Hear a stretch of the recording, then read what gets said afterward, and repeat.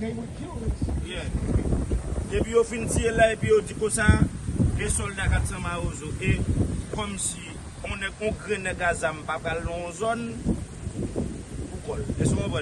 Mais yo prend moun ne pas jeune mais nous doit moun n'a pas sortir. Comme si route là paralysé comme ça, son route machine a passer sur le chaque jour. Et moun faut pas riser de faire connaître, yo pas passer là, yo pas descendre, yo pas faire route là. Parce que pour eux, on est comme si je suis en affaire avec eux. Non, je ne suis pas en affaire avec les Parisien. Si je suis en affaire avec les Parisien, je ne vais pas attaquer dans fief. He said he has no problem with people from Parisien. And if he did, they would have already attacked him. But he said, like, people from his area, just with, not people with guns, just regular citizens would come through here, and these people here would kill them and cause them all kinds of problems and grief. Just like the PNH, the Haitian National Police, do to guys like where Jimmy's from, in that same thing. But the big issue, because I'm a negotiator, Yeah. and Victor kon negosye, kon a rejis an Gaza, pou Israel avek Gaza pou men, les Palestiniens yo, kon a travay bon travay Irak, tout peyi nan Syria, tout peyi sa yo. C'est comme ça. Bonjour. Même je n'ai pas fait parler ça avec moi, monsieur comprend comme si yo toujours mettez dans tête jour. Non même après les gangs nan pas gen mou. Bonjour.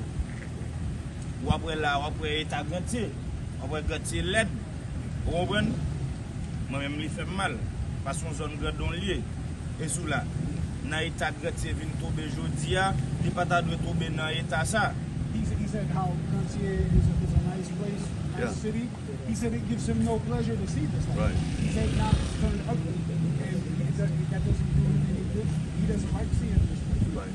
Mais comme si qui on Gantier vient tomber dans salle tomber jodi a, comme si peuple la moitié là-dedans qui t'a vivre dans Gantier, comme si côté côté dans Gantier là, côté passé côté non monde pourquoi.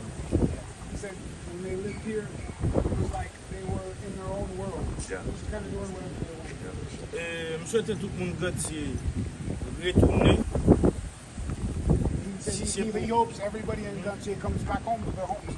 Tell them this is what I'm here to negotiate with, and strike a good deal, because again, it's all based on fear. But what he wants, the ultimate thing, what he wants is trucks to pass through, and I want to arrange it. Oui, non, route là comme si au cas que pour route là l'autre faut Parisien. Route là pas grand là-dedans, les moun faut Parisien qui pas vle machine descendre.